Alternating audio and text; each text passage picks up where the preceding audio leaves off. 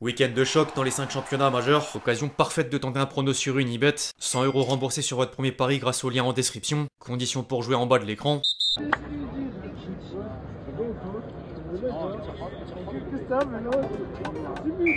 L'équipe, j'espère que vous allez bien aujourd'hui. Nouveau 5, au programme du jour, un bilan de la semaine européenne des clubs français entre Ligue des Champions, Ligue Europa et Ligue Conférence. Une séquence PSG sur Nasser Al-Khelaifi à la Sorbonne et le Kazahir Emery. Les éléments autour du Classico Real Madrid-Barça dimanche. Les détails du renouvellement de Messi à l'Inter Miami avant de conclure en image par la compile de buts traditionnelle. Bref, on va sans plus tarder rentrer dans le vif du sujet, mais juste avant les amis, je vous demande un service, le même que d'habitude, à savoir évidemment lâcher votre plus beau like. Je sais pas trop si la phrase a encore un impact, mais c'est vraiment important. Merci vraiment à tous ceux qui le feront.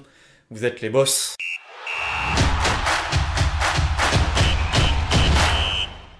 Après une deuxième journée réussie, les clubs français sont retombés dans leur travers sur la scène européenne. En Ligue des Champions, seul Paris sera parvenu à trouver la victoire en allant humilier le Bayer Leverkusen en terre allemande. Le tenant du titre est toujours porté par une machine offensive impliquée dans une statistique record de 45 buts inscrits en 2025. C'est fort. Derrière, Marseille et Monaco perdent encore des points. Le club de la Principauté a concédé un match nul et vierge devant Tottenham, alors que l'OM avait l'ascendant avant d'être pénalisé par une expulsion d'Emerson et renversé en seconde période sur la pelouse du Sporting. Le club olympien enregistre une 12e défaite sur les 13 derniers déplacements dans la meilleure des compétitions. Hier, Emerson s'est excusé du carton rouge sans prendre toute la faute pour autant. La soirée d'hier est difficile à accepter. Je suis triste pour ce résultat car cette équipe méritait de gagner. Je sais que je suis responsable même si je mérite pas le premier carton jaune et j'ai pas compris pourquoi l'arbitre me l'a donné. Mais j'aurais dû éviter le deuxième. En parlant d'arbitre, tous les Marseillais remettent en cause l'arbitrage, dont des Herbies. Je crois que mes Madis, nous n'avons pas trop souffert. On a pris un but après un dribble mais il n'y a pas eu tellement d'autres occasions. Ensuite, ils ont fait rentrer des joueurs de qualité qui étaient frais et même si on était 5 derrière, on avait quelques problèmes. Mais j'étais plutôt tranquille, même avec un joueur en moins. Selon moi, on a payé des erreurs d'arbitrage.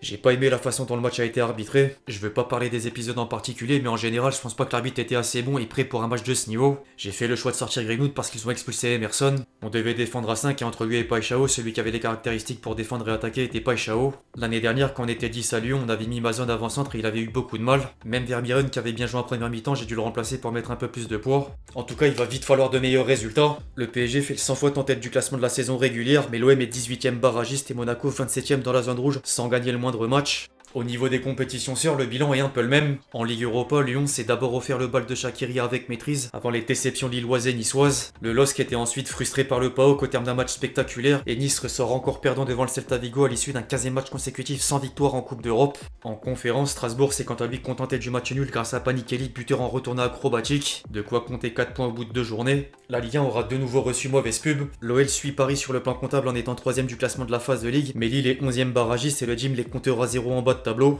Conséquence directe au coefficient UEFA, la France est 9ème derrière la Pologne, Chypre ou encore le Danemark sur les points accumulés depuis le début de saison et 5ème sur les 5 derniers exercices. En dehors des clubs français, sinon, la 3ème journée de Ligue des Champions a livré carton plein. Entre Barça Olympiakos 6-0, dont un triplé de Fermin Lopez. Les Blaugrana n'avaient pu marquer 6 buts dans la meilleure des compétitions depuis la remontada. Arsenal Atlético Madrid 4-0, dont un doublé de Gyökeres. Newcastle Benfica 3-0, dont un doublé d'Harvey Barnes. PSV Naples 6-2. Union Saint-Gilloise Inter 0-4. Les Nerazzurri n'ont encore encaissé aucun but. Copenhague Dortmund 2-4, dont un doublé d'Enmecha. Bayern Bruges 4-0, dont Kane auteur d'un 23ème but toute compétition confondue. Francfort Liverpool 1-5, dont Ekitike buteur. Ou encore Chelsea Ajax 5-1. Les cadres européens ont réalisé une semaine record avec un total de 71 buts. Au lendemain du festival à Leverkusen, le champion d'Europe a connu d'autres événements. Mercredi, Nasser Al-Khelaifi faisait une conférence à l'université de la Sorbonne afin d'aborder la stratégie et l'économie derrière le succès du PSG, avant d'être acclamé avec le chant phare des supporters parisiens.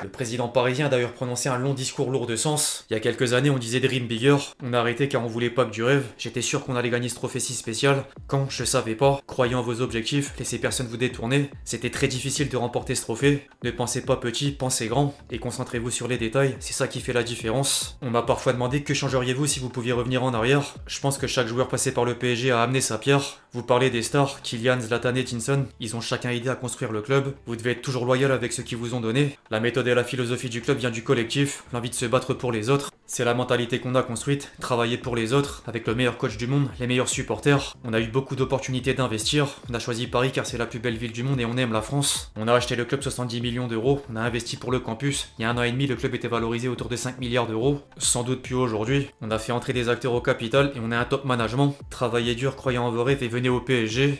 Derrière, le cas Zaïre Emery occupe une part de l'attention. En marge de la 3ème journée de Ligue des Champions, certains internautes ont remarqué que le Titi parisien n'est plus en couple, en allant jusqu'à dire qu'il s'agit de la raison du retour en forme du milieu de 19 ans. Le raccourci a tellement circulé sur les réseaux sociaux que l'ex du joueur, Océane Toussaint, vient de republier le post de remerciement d'un supporter parisien. Improbable.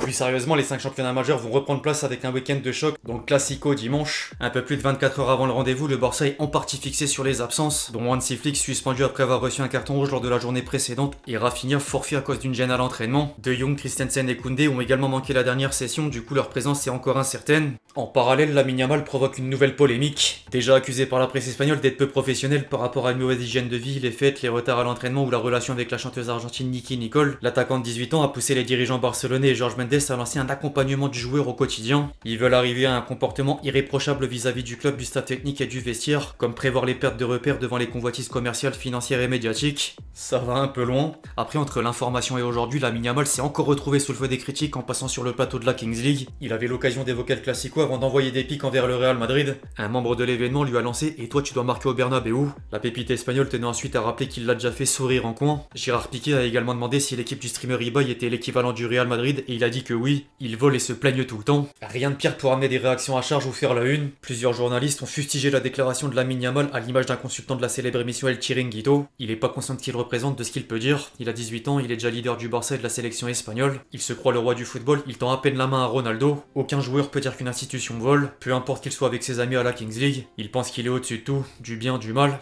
D'un autre côté, Barca vient de révéler que le Real Madrid en a ras-le-bol de Lamine Yamal. Les dernières sorties médiatiques ont généré un grand malaise dans le vestiaire madrilène. Le ton et le moment de ses propos ont d'autant plus surpris au cours d'une semaine aussi cruciale. Le club merengue considère qu'il respecte pas les codes de base entre professionnels. Il devra remettre tout le monde d'accord sur le terrain. En parlant du terrain, pour revenir au Classico, le Real Madrid a plutôt des bonnes nouvelles. Carvajal, Alexander-Arnold, Huijsen et Ceballos devraient être de retour pour affronter le Barça. Par contre, le cas Endrick commence à tourner vers un départ. ESPN Brésil a rapporté que la pépite brésilienne envisage un prêt au mercato hivernal mais à certaines conditions. Il veut rester dans le top 5 européen ou parmi les 3 meilleurs clubs traditionnels au Portugal, évoluer dans une équipe au style offensif, ambitieuse ou prétendante au titre, et jouer une compétition européenne avec la Ligue des Champions de préférence. Affaire à suivre.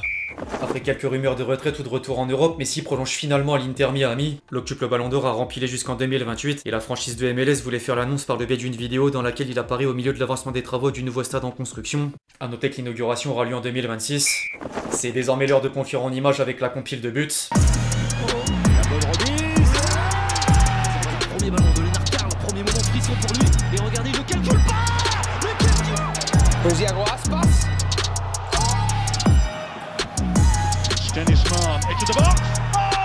Segunda cerca de la frontal, ya en zona de disparo. El Atlético que lo intenta. To Bellingham from Mecha, who makes the space. Oh!